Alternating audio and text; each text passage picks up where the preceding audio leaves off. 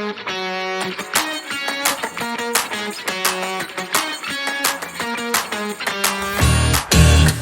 other company is doing advertising of some type to get leads in this market, and then you're just buying their leads. You're not doing that front-end advertising and put the risk out. A lot of times they're SEO companies, SEO being they're just ranked high in Google from their efforts, and then they just sell the leads off. The benefits are that it's really easy for you to get into it and buy these leads. The downside is because it's really easy and anyone can do that, it can be competitive and too expensive, and you can overpay for leads if you're not careful. So you need to be really careful about not paying too much for these leads. The other thing is the lead quality is highly variable. You don't really know what you're going to get from these guys. They could be junk leads.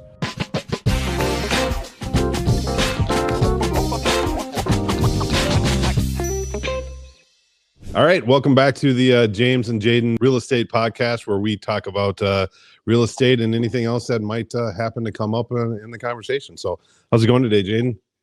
Going great. How about yourself? Living the dream. As you can see, I'm in a different location in the pole barn. So obviously I built a device that I can actually be, it looks like I'm in remote locations, but it's literally the same spot. Yeah, you should probably do like a video walkthrough of your pole barn man cave at some point. You know what? That's probably not a bad idea. So we're doing this once a week. And what we're doing is we're bringing everybody a kind of a recap of what our week was. And again, today's Friday, the July 19th, and some of the things that we've been working on in the last couple of weeks that we want to talk about. Fractional COO and CFO.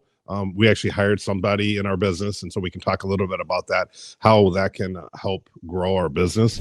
Paper leads. You've actually had a couple of our companies that we've used before in the past that are not producing, and it sounds like you found a couple new ones. So we're going to talk a little bit about that. We're going to actually have Cody from Leadvine. I'm pretty sure I can get him on, and we can talk a little bit about what Leadvine is actually going to do for us moving forward.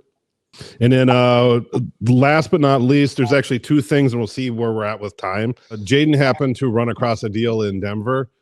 The question is, do we flip it or do we not flip it? Do we want to go to another market? Do we not want to go to a market? And then another thing we want to talk about is our no leads left behind and our sequence of how we follow up on leads. So, Jaden, we actually kind of got a lot on the docket today, but I think we can get through this. If we have to go a little bit longer, I'm okay with that too. Sure. I think it's some really good stuff to talk about. So let's start it off, Jaden. One of the things that we did in our business and we wanted to grow, let's talk about, why would we hire a fractional COO and a fractional CFO? Yeah, so we had a full-time COO for the last couple of years, and we parted ways earlier this year for a variety of reasons. But we still need some help with implementing Traction EOS in the business. And if you're not familiar with that, read the book Traction. It's just an operating system for small businesses called EOS. And there's people that specialize in helping companies implement that and run it. So that's part of it. And the other part is just giving us guidance on, KPIs and getting the proper systems and stuff in place so that we're, moving in the right direction for scale. You can't keep scaling if you don't have good, systems and processes in place. That's what a COO helps you do. So we're looking at, we kind of talked it through. We're like, we don't need a full-time COO. We need really a fractional, like part-time kind of thing. And that's what I was going to ask you. Why would we do this and not hire somebody like full-time? We just don't need a full-time person. We had a full-time person for 2.5 years, and it was okay, but we don't need it going forward, I don't think. So we can do this fractional thing. They'll get us up and running with the right systems and everything in place. And then the plan is over time with them is that they're going to help us move somebody into that COO role. Somebody in our organization probably would move into that. Then this company will kind of back out or step back to maybe a quarterly review kind of a thing, and then we won't need them as much going forward. So it's kind of a shorter term consulting thing. The CFO arrangement is longer term. Again, CFO, we don't need a full-time CFO. We have a full-time controller on staff, CPA controller, and she's looking at retiring. So we're looking to backfill her, and we also need more help with strategic financial guidance. So we just need more help with all of it, really. With her retiring. So we're looking at bringing in the CFO company, and they can fill in our bookkeeping, accounting, tax strategy, forward-looking financial guidance, strategic direction, all these things that we haven't really had help with before. So we're bringing them on the team and they're going to work with the COO company to help us come up with kind of like long range forward looking plans. So that's those two things. And basically, if you want to grow and scale more, you have to have those executive functions in place. Otherwise, you really can't. You're going to keep on hitting a ceiling in your growth. I just kind of want to let everybody know the first guy that was there that did a CRO, he got us to a spot, right? And then now we're tweaking every little thing. So I think what we need to let everybody know that you're constantly doing this to your business, right? You're constantly trying to improve your business. And so we're trying to get from the next level. The COO company that we're working with is used to taking somebody from that's kind of starting out to where we're at. So what's really neat is they're seeing it as the challenge and they want to see us where we're at go to the next level.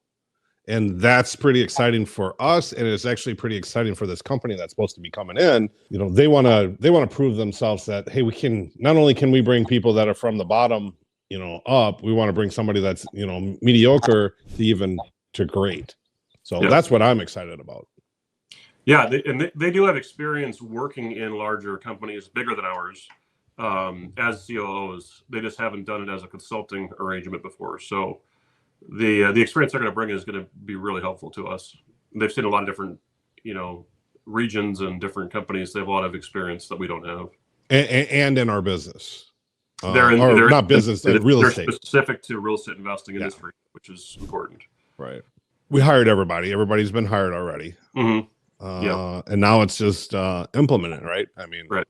Yeah, which they're honestly the nice thing about these types of things is that they're high level people that they are implementers. So we don't have to like hold their hand. They're going to be holding our hands, which is I prefer that over, you know, hire people where you've got to really, it actually causes you more work to do. Yeah. So I think what we're going to need to do is just kind of have a quick update, whether we do that once a week, every other week, you know, on how that is working, just so people can understand, like, hey, is that something that I need to do in my business? Yeah. Well, like James said, the COO company, they start out, most of their big clients are under $1 million of revenue. So they're most of their clients are smaller, and they're helping them go from that kind of like solopreneur kind of business where you're running everything and scale it and systematize it to where you move it up into an actual business. That's what they specialize in doing that. Right. So we're much bigger than that, but that's their kind of bread and butter, I guess. Yeah. Again, I'm really excited to see how that's going to work out. And I will be honest with you, I'm also excited to see, I don't know, maybe exciting is not the word, of how this is going to work from somebody from afar, where they're not in our business on 100% day to day. I mean, they are, but they're not, right? In the beginning, they are, because they're trying to understand what we do and how our systems are working right now and how to tweak it. So I'm really curious how that's going to be played out. Obviously they've done it before, but their experience in the industry, I think it'll work out well. I think we'll show. They already know what's going on. Awesome. Well, again, we'll just have to kind of see how that all plays out, right? Yeah. We should add self-storage to the list too, because we just had a couple of good updates on self-storage in that business. Oh, we might need to talk about that next week, because we can talk about land too and how that's all playing out. Land in the offices, yeah. Yeah, we got a lot coming down the pipeline, guys. So our next topic is actually going to be paper leads.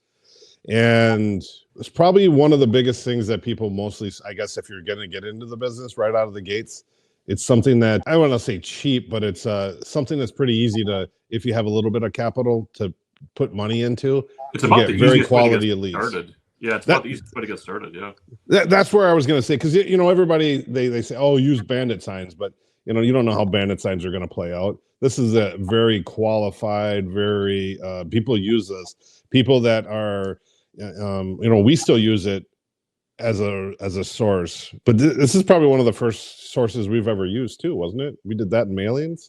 It was one of the first mailings, and then the paper lead and then internet were the first three things we did. All right. Yep. So tell us some pros and cons, Jaden, of some of the systems that are out there. Some are better, some are not.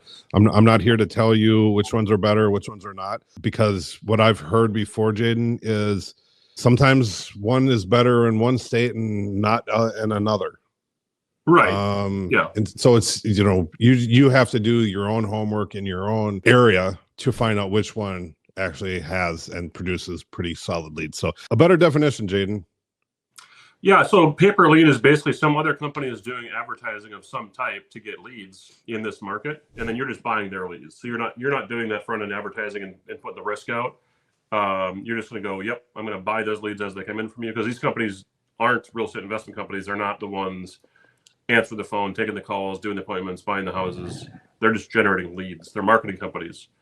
A lot of times they're SEO companies, SEO being they're just ranked high in Google from their efforts, and then they just sell the leads off. The benefits are that it's really easy for you to get into it and buy these leads. The downside is because it's really easy and anyone can do that, it can be competitive and too expensive, and you can overpay for leads if you're not careful. So you need to be really careful about not paying too much for these leads. The other thing is the lead quality is highly variable. You don't really know what you're going to get from these guys. They could be junk leads. So you might think, oh, they're only $100 a lead, but if they're complete garbage leads, that's a lot of money to spend for garbage leads. So you just got to be really careful that you pay attention to the lead quality, because they'll adjust how their advertising works to get more leads. And sometimes they're adjusting to get, some of the leads are worse because they're just getting higher volume and they can sell them to make more money. So you really have to just be very cautious with how you work with them. And they change over time too. So some seasons they work well and some seasons they don't work because they got more competitive or something changed. Or another company came in also. Or another company came in or whatever. But yeah, you're also competing with other investors to buy these leads. So the prices will go up. If you have more people in your county trying to get his leads, the prices will be driven up. It's like a bidding system usually. Right. So how does that work? Do you put like, hey, I'm going to put $1,000 down? Yeah, usually you put a budget in that you preload, and then it'll just start peeling off the budget as the leads come in. And you say, like, I'm willing to spend up to this amount of money for this county lead. This county, I'll do this much. And if the bids are above that, I'm out. Right. The only pros and cons that I know from working with them is sometimes you get mobile homes, you get houses that don't exist. You get people that sign up. Guys, I don't know why people do this, but they sign up their buddies and they really don't want to sell their house. That costs everybody money. That really just screws with people. We also have found that some of the leads that come in through these services have also filled out our website form too. So we've already got the lead. Right. And they don't give you a refund just because you've already got it. Right. But they will give you a refund if it's a mobile home. They will give you a refund if you cannot. I believe if you can't get a hold of them either, right? If it's a bad phone number, they'll give you a refund. I don't know if you just can't get a hold of them. If it's the right phone number, I'm not sure that they'll give you a refund for that. Yeah. What I've found is sometimes they're difficult. Sometimes they'll give your leads back right away. I think it all depends on how much you're spending with them at times. Again, I think they've been pretty good for us. I know that they've been pretty good for the Knoxville guys too. Yeah, we have. So this week alone, half of our appointments this week are from need to sell my house fast, which is hard to believe. Like, I can't believe that. Like, that's I the email. I'm like, I've never seen that. I guess when you do your email there, ask, is it all in the same period versus like the last 4 or 5 days, or is it ones that you've all of a sudden called back from the last 2 weeks also? So it could be just a weird quidinky-dink, Yeah, this is what I was saying about you have to keep an eye on quality, good or bad, like, and just constantly be monitoring, because if that's really the case that we're getting that many appointments, then we need to spend more money on that if they're good appointments, which usually we don't schedule an appointment unless it's already been, we've qualified it to be, they have a house to sell, it's a real thing, like there's a reason for us to go out and talk to them. So those should be legit. Right. So if anybody's looking to get into the business and they want something that's maybe to test the waters, I would probably say this is the route to go. 100%. It's very low risk. You could spend a few $1,000s. I would say don't spend less than, depending on your market, but you want to get at least 30 leads in before you make any judgments, I would say. So whatever it's going to cost you to get 30 leads, like, commit to doing that at a minimum. And because if you just commit to doing 10 leads and then you go, I didn't get a deal out of 10 leads, and you cancel it, it's just not enough of a data set to. It might have been every 11th lead. You're committing it. You're shooting yourself in the foot. You might as well not even start if you're going to do that. So. Right. All right. So kind of the same, not the same thing, but it's information about sellers. I talked to Cody from Levine about 9 months ago. We were in Vegas. I brought it to your guys' attention. It kind of got lost in the shuffle a little bit. He kind of circled back around and reached out about a week ago, maybe 2 weeks ago. Maybe give him a little more explanation, Jaden, on what Leadvine is and how this company could help us out moving forward. So we've been using Idantic for a few months, or but the whole year basically so far. Idantic does uses AI to put lists together of motivated sellers, and it's okay. We haven't been super thrilled with the results of it. Leadvine is similar. They're doing a little bit more manual data gathering. So they're going, to the courthouses, gathering probate stuff directly. They're not just buying from other data sources. So it's like they are the sources, basically. First party data. They're getting it themselves. Right. They're not just reselling. Idantic is reselling other people's data. So Leadvine is gathering the stuff themselves from various sources, probate, divorce, things like that. And then they're putting these lists together. It's pretty labor intensive, so it's not cheap. But the idea is that it's good quality data, good results. So we're doing a trial period with them to sign up and just kind of give it a shot and see what kind of results we get. And if it works well, they do an annual commitment to actually get their Leadvine list. So it's pretty expensive, but we don't want to jump into that without some experience first. So again, we've toe in the water. We've thrown more money at the wall and it didn't stick. So much direct mail and cold calling we've done over the years, and it's really not paid off. For whatever reason in our market. We keep doing it. Yeah. Well, because that's what everybody keeps telling us, right? Don't give up. Someday it's going to work. Don't give up. Don't give up. But again, there's other people in Minnesota. I was just at a meetup last week, and again, there's people that do mailing all the time, and it works great. I know there's people that have been doing mailing for years in Minnesota, so I don't know, man. It hasn't worked that well for us. But then again, there's not other people that do TV, so maybe we just know our niche and just be okay with it. I think part of it is and I've talked to other companies like this too that say if you get these higher quality leads like from TV and even internet and those kinds of inbound leads, that your team will get really bad at working direct mail leads and cold call leads because they're colder leads. And I think that's a big part of because we've been doing TV since pretty much day one. And so we've got these really easy, warm leads to work with. It's just the whole team is used to that. And they're not used to having to chase after a lead for a while. Like a direct mail lead, you might have to chase for a year or two.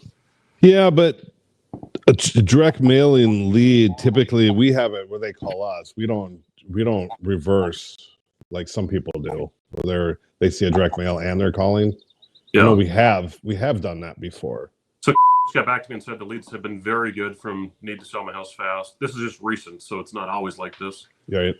But she said they're very good right now. So half of our appointments, that is incredible. I've never seen anything like that. I don't know what they're doing. Is it somebody must have bailed out again or something? Somebody bailed out or all of a sudden need to sell my house fast does SEO on Google. Maybe they went from second ranked or third ranked on a really good keyword like sell my house faster or cash buyers in my area. They went to first, because when you go from third place to first place, your volume will 10x. Right. So that maybe something like that happened. Yeah, it's quite possible. Yeah, because if that's the case, and I think you just hit it on the head. We need to make sure Kaylee knows that if you see stuff like that, that's their. Let us know. This is important stuff. If it's kind of like anything where how you get into your vehicle and you start it up and you're hearing the same noise all the time, but all of a sudden you get in your vehicle and you start it up and you're like, that doesn't seem right. There's probably a reason behind it, and actually do something. Same concept. It's like if we're getting these leads in and we don't know where they're coming from and they don't seem normal, something should trigger your brain to go, yeah, what's going on? What's happening? Yeah, I would agree. What else about Leadvine? I think we're actually going to use another service of theirs, correct? Where it's a little bit less first, and it's more of the probate stuff. We're not buying a Leadvine list. We're buying pre-foreclosure or something like that in Hennepin County, which is our main county in Minneapolis. So we're buying that list from him, and we're going to run with that we'll give it two or 4 weeks and see how it goes. And then if it goes well, we'll commit to the bigger list. Yeah, I really think so. Stand by again with Leadvine and kind of see where we're going to go with that. But we're going to have a lot of updates we're going to have to give now. Now that I'm looking at it, the last 3 things that we were talking about, people are, this is something that we just changed, so we're going to need to give updates in Dude, 6 weeks since or we've so. been doing this, I think it's been made me more aware of how frequently we improve the business, because we do this every week, and every week we have so much stuff to talk about, all the stuff we're improving the business on, So it's like, how would you possibly ever like create a training program and sell it to somebody? Like every week it changes. Well, especially lately, and we're not in a factory, right? We're not building widgets, and everything changes. The economy changes. I don't know if did you hear the news this morning when you woke up? All planes were grounded because there's an outage in the software for every airport throughout the world, I guess. I heard something about that. Yeah. Something like that. And it sounds like they're hopping on it really quick, and things are continuing to move. I guess I don't know the whole extent of it. What is it? 11 o'clock on a Friday. So we'll have to find some more information, but stuff like that can change, that can change our market. Mm-hmm. One of the things this is a little side note, we need to talk about TV and how that the campaigns and stuff are going to affect our TV, and do we need to put money somewhere else for that advertising? And not even for that reason, we've already been kind of readjusting our TV budgets downward and shifting it to other things. And we've been finding good success with kind of having multiple streams of marketing that are kind of benefiting each other, rather than just being on one source. So for years we were pretty much on TV is where we were at. And now we're diversifying across multiple platforms: radio, billboard, TV, internet. Like we're just direct mail. It's so cool when somebody says they saw us on billboard or they heard us on the radio. What I love is when somebody calls and we go, did you see us on TV? And they're like, well, I saw you on TV. I heard your radio commercial. I saw your billboard, and I found you online. And I got your direct mail piece. That's what I want to hear.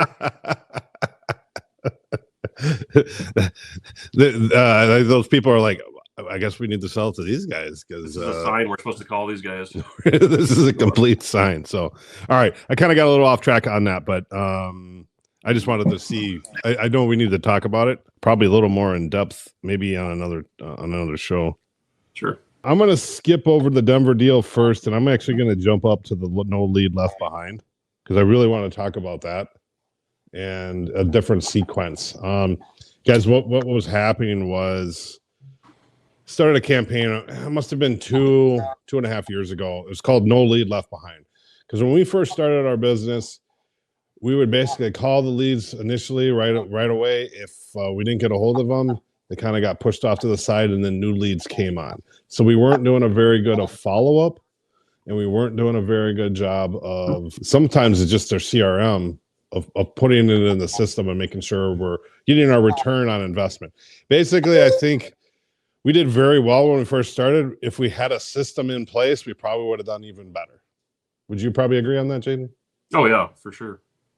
So what we did is we started this no lead left behind, and the way the sequence would go every morning, our team would come in, follow up on all the people that called over the evening that night, and internet leads, and then they would just call them once. And if they weren't able to get a hold of them, they're like, all right, we'll call. They called again in the morning again. But they would always call Jaden at the same time.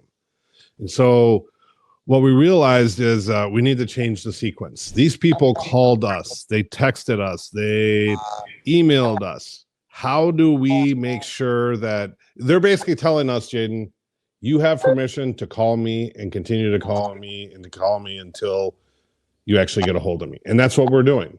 Well, they reached out to us to try to get a hold of us. So, I mean, right. Yeah. Right. So then we want to make sure that we get a hold of them. We get a hold of them. So we have changed the sequence up completely. And so we have our initial person that will start calling in the morning. We have a VA in Mexico, Milton. He'll start calling also. We also have the agents are on a 2-hour once a week. And anytime that they jump on and make phone calls, they get to go to those appointments themselves. So it's an incentive for the agents to actually get on the phone. And then we have evening time calling from 4 to 8 at night. We're getting more appointments. So I think it's got to be a record on Monday. Do you have the email from Monday from for appointments? Yeah, it was ridiculous. Of like, we had 18 leads and like 12 appointments set already. Yeah, it was like 12 appointments on Monday, which is like that never happens, guys. That's like half of a week of. I mean, it was like 3 times as many appointments as we usually have on a Monday. Yeah. And so what we're doing is we're able to call these numbers, and we're continuing to call them. And at any time, the way our new CRM is set up, anybody can jump on leads at any time. So we should never have a salesperson ever go, we need more leads. What's going on? I'm like, they can easily just hop into the hopper and start making phone calls. Right. And here's the incentive for them is that if they get the appointment, they can go on it. So that's the incentive for them to call. So things have changed a lot, and we are now going with this new system where we're touching them almost 4 to 5 times a day, people. Because again, if you keep calling at 10 o'clock, people work. Maybe they can't get to the phone. When they're done at 5, now when somebody actually calls them, they can actually have somebody call them back. Talk about, this is how we found out about the paper leads. All of a sudden continued to see something, something was different. That's when she needs to say something. Leads are important when they come in. The paper lead, we run our company off of dashboards and KPIs, which is part of EOS. The Traction EOS system is running your company off KPIs and dashboards. So we have a dashboard. We use Pete as the CRM. We use it as a dashboard in it. And I've got a dashboard that shows me this week how many appointments we got per marketing campaign, and it has a bar chart. And I'm just looking at this. I look at all these different numbers every week to see what's changing, what's where the conversion rates are, what's off this week, And if I see something that's different than usual, I start asking questions. So this week I saw the bar for need to sell my house fast leads is like 13 on appointments. I'm like, it's like 2. So I'm like, okay, that seems like probably an error. Maybe she miscoded something. So I just emailed her just now and I asked her, I'm like, she says, no, that's real. That's actually legit. So, okay, when we see something like that, we mean spend more money on that because that's working really well. And if you see like, okay, there's a marketing channel we spent a lot of money on that we're not seeing a lot of appointments from this week, let's reduce the budget. That's one way to look at it real time. There's also longer term metrics of cost per appointment and cost per deal and all that stuff you have to look at. But right. I don't know if I really got my point across on the no leads left behind. Is basically it's okay to leave some of them behind, Jaden. But we were leaving our newer leads behind in favor of not leaving the old leads behind. There you go. That I guess that wraps up the whole thing of puts it all in perspective. It doesn't make any sense to do that. It doesn't make any sense to do that. And again, we just sometimes you get over focused on something. And that's what ended up kind of happening on that. We kind of got over focused and worried about all these old leads that really don't have to. Yeah. Should there be some kind of drip campaign? Yes, there should be some kind of drip campaign of some sort. But right now, yeah, this is where we're at. So, all right, guys, thank you for listening to us, and we'll be back next week with some more information. Just kind of follow through. If you got any questions, please leave a message at the bottom and like us. Whatever they do, hit that like button. Thanks, guys. Like button. Right? Have a good week.